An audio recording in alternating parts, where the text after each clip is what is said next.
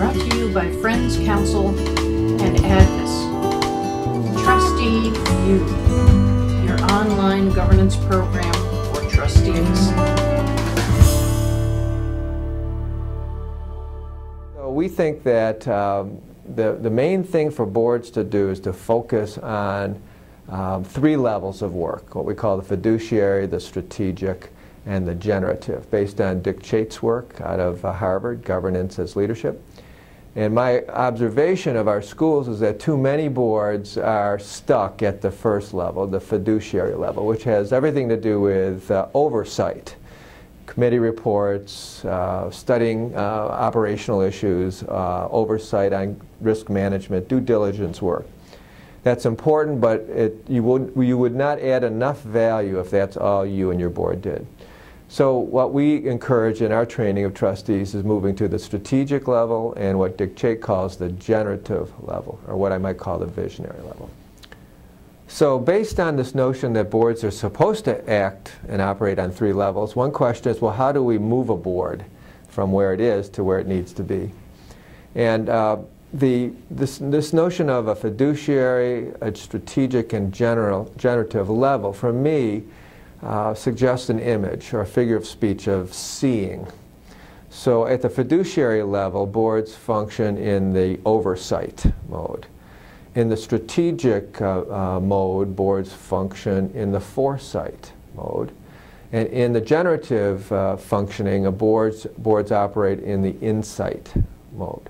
So I believe that there's actually a very practical way in which boards can allocate their time and energy appropriately.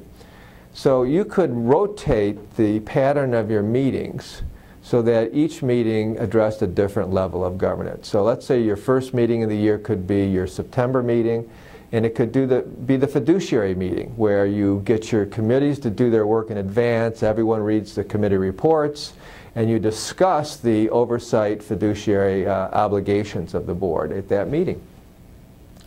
The second meeting, however, let's say it's the October meeting in a 3-month cycle and rotation, could be your strategic meeting. And the best thing to do the first time you have this during any year is to evaluate your progress against your current strategic plan. How are we doing? Where are we ahead of the curve? Where are we behind the curve? And what happened in this last year we didn't anticipate that would recommend a different strategic approach or a tactical approach? Not that we'd abandon our vision for what we're trying to achieve with the plan, but you know what? To be strategic, we have to be flexible enough to address the changing landscape. And then that third meeting in the cycle, let's say November, could be the one question meeting, the generative meeting. And there are a whole host of bigger questions, blue sky questions. Blue ocean thinking could emerge from it, in which you just actually stand back, get above the fray of the daily messiness of schools, and ask really the most germane questions. So, the one I'm actually speaking on all over the country, I think, is the most central question for education at any level. And for me, it's this: what are the skills and the values that the 21st century will both demand and reward? Because after all, people make sacrifices to send their kids to our schools, and they expect outcomes, student outcomes, that will prepare their children well for a very rapidly changing world and a very demanding world. So what are those skills and values? And once you actually agree on those, then we hand the ball back to our programmatic leaders at school and say, well, do we address these?